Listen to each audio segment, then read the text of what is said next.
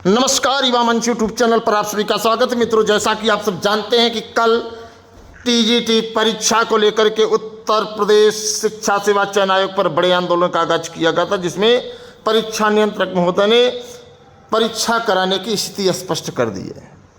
अध्यक्ष की अनुपस्थिति में नोटिस जारी न हो पाना कोई बड़ी बात नहीं है। जैसे ही अध्यक्ष आती है नोटिस जारी हो जाएगा। आज युवा मंच टीम के द्वारा लोक सेवा आयोग पर प्रदर्शन किया जाएगा। क्यों किया जाएगा, इस पर हम चर्चा करेंगे। उसके बाद जो सबसे बड़ी चौंकाने वाली खबर है, हम उस पर भी आपसे चर्चा करेंगे। मित्रों, पूरे सरकारी तंत्र को ध्वस्त किया जा रहा है। आपको बता दें मित्रों, लोक सेवा आयोग पर प्रदर्शन का सीधा फंडा है। मैं आपको दिखा रहा हूँ फंडा क्या है, और मैं बताना भी चाहूँगा कि आप लोग पीसीएस, जीआईसी-एलटी, प्रवक्ता, बीईओ, जीडीसी के अभ्यर्थी हैं तो आपको आना चाहिए। अगर आप नहीं है, सीरियस नहीं है, तो मत आइए। अगर आप तनिक भी सीरियस हैं तो ये मेरा मानना है कि आप लोगों को हर हाल में आना चाहिए। ये आपकी नैतिक जिम्मेवारी होती है, क्योंकि ये लड़ाई अकेले की नहीं है, ये लड़ाई हम सब की है और हम सबको मिल करके इस लड़ाई को लड़ना पड़ेगा। मित्र, बता दें कि लोक सेवा आयोग पर पीसीएस परीक्षा, जो प्रारंभिक परीक्षा हुई थी, उसमें 86 प्रश्नों पर आपत्तियां गई हैं। जबकि कई बार कहा गया है कि लोक सेवा आयोग विवादित प्रश्नों को क्यों शामिल करता है। ऐसा क्या कारण है कि लोक सेवा आयोग विवादित प्रश्नों को शामिल करता है? शिक्षा सेवा चयन आयोग विवादित प्रश्नों को शामिल, क्या पूरे देश में प्रश्न ही नहीं है?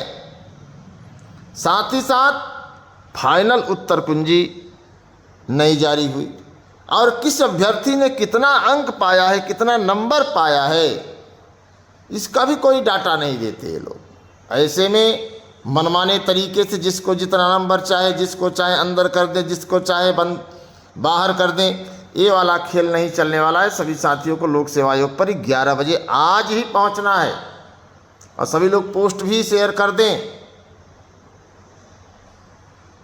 जीआईसी-एलटी को लेकर के, प्रवक्ता को लेकर के, बीईओ को लेकर के, जीडीसी को लेकर के स्थिति स्पष्ट हो। आखिर विज्ञापन कब जारी किया जाएगा, परीक्षाएं कब होगी?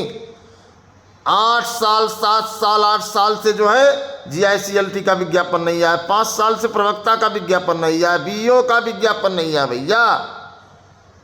तो ये सब चीजें जो चल रही हैं, इसको थोड़ा सा समझने की जरूरत है कि हम गुमराह होने से बचें, हम सही दिशा में संघर्ष करें। हमारी लड़ाई छात्र हित में होनी चाहिए। हम छात्रों को गुमराह नहीं करते, हम छात्रों को बरगलाते नहीं हैं। शिक्षा सेवा चयन आयोग पर आप सभी कल गए थे, सारी चीजें स्पष्ट हुई कि नहीं हुई? तो इस बात को लेकर के आप सभी साथियों से मैं अपील करना चाहता हूँ, निवेदन करना चाहता हूँ कि आप लोग अगर अपने वजूद को जिंदा देखना चाहते हैं, कई तमाम ऐसे साथी हैं जो ओवरेज हो गए, और लगातार जब तक विज्ञापन नहीं आ रहा है तब तक लोग ओवरेज होते चले जा रहे हैं। एक एक दिन भारी पड़ता जा रहा है, इस बात को समझिए आप लोग। अब भैया मेरे, जब एक एक दिन भारी पड़ेगा तो समस्या आपको आएगी। विज्ञापन नहीं है, हाँ इसमें 2 गुट हो सकते हैं। एक गुट कहेगा अच्छा हुआ विज्ञापन देर से आ रहा है, तो जो बुजुर्ग लोग हैं, विद्वान टाइप के लोग हैं, जो पढ़े लिखे लोग हैं, मठाधीश लोग हैं, उनको मौका ही नहीं मिलेगा। तो हमको मौका मिलेगा, तो सब अपनी डफली, अपना राग पीटने के लिए तैयार हैं। इस बात को समझिए आप लोग। तो अपनी डफली, अपना राग अगर बजाना है तो लोक सेवा आयोग पर 11 बजे आज आना है।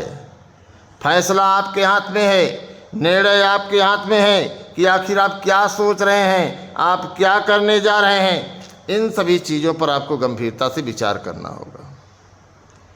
आइए बात करते हैं चौंकाने वाली खबर पर। थोड़ा सा देख लीजिए, और वीडियो अगर तनिक भी आपको लगे तो शेयर जरूर करिएगा। ये खबर है, इसके पहले मथुरा से एक पत्र जारी हुआ कि 20 या 20 से कम विद्यालय में अगर छात्र हैं तो उस विद्यालय में ताला मार करके पड़ोसी वाले विद्यालय में उनको शिफ्ट कर दिया जाए। यहाँ क्या कहा जा रहा है, थोड़ा ध्यान से देख लीजिए। ये आदेश है, अब मैंने नहीं दिया है, आपके सरकार ने, आपके मंत्री, आपके मिनिस्टर, आपके अधिकारियों ने दिया। 50 से कम छात्र संख्या वाले परिषदीय स्कूलों का विलय, विलय माने समाप्त हो जाना। आप ध्यान से सुन लीजिए, लखनऊ की खबर है, प्रयागराज की नहीं है। प्रदेश में कम छात्र छात्राओं वाले परिषदीय स्कूल का जल्द ही विलय किया जाएगा। इस संबंध में सोमवार को शासन की ओर से एक आदेश भी जारी कर दिया गया। अपर मुख्य सचिव बेसिक शिक्षा दीपक कुमार की ओर से प्रदेश के सभी जिलाधिकारियों व जिला राज्य परियोजना अधिकारियों के नाम जारी आदेश में कहा गया है कि जिन क्षेत्रों में वहाँ के परिषदीय प्राइमरी स्कूलों में बच्चों की संख्या कम है, उनका विलय किए जाने की प्रक्रिया शुरू कर दो। आदेश में इस कदम के तमाम फायदे भी बताए गए। फायदा तो सरकार बताने में कोई भी कोर कसर नहीं रखती है, इतना फायदा बता देगी तो आप नुकसान भूल जाओगे। कहा गया कि इससे विद्यालयी शिक्षा व्यवस्था में नवाचार, ये नवाचार क्या है मैं नहीं जानता, थोड़ा आप लोग बताइएगा, एवं सुधार की अपार संभावनाएं उत्पन्न होंगी। भौतिक एवं शैक्षणिक संसाधनों जैसे विद्यालय भवन, कक्षा कक्षाएं, सीसी उपकरण, विभिन्न शैक्षणिक सामग्री आदि का समुचित और साझा उपयोग होने में शिक्षा व्यवस्था अधिक प्रभावशाली और विद्यार्थी केंद्रित हो सकेंगे। विद्यालय में उपलब्ध संसाधनों के समन्वित उपयोग से न केवल शैक्षणिक प्रक्रियाओं को समृद्धि किया जा सकता है, बल्कि अपितु शिक्षक सहभागिता तथा प्रशासनिक कुशलता से विद्यार्थी की अधिगम उपलब्धियों को बढ़ाया जा सकता है। विद्यालय के बीच सहयोग, समन्वय तथा संसाधनों में के साझा उपयोग से विद्यार्थियों को गुणवत्तापूर्ण, समावेशी एवं आनंददायक अधिगम की सुविधा मिल सकेगी, ये समाचार पत्र में लिखा है। अब लोग कह रहे हैं, क्या कह रहे हैं आप लोग जानते ही होंगे, बहुत ज़्यादा मुझे नहीं कहना है, कि छात्र शिक्षक अनुपात बराबर। अब भैया बराबर नहीं होगा, अब डिसबैलेंस होगा। ये प्राथमिक शिक्षक भर्ती को अपने दिलो दिमाग से निकालना पड़ेगा। मैं विरोधी नहीं हूँ, मैं आपको बता देना चाहता हूँ कि अगर ये हुआ तो समझिए कि सरप्लस हो जाएंगे।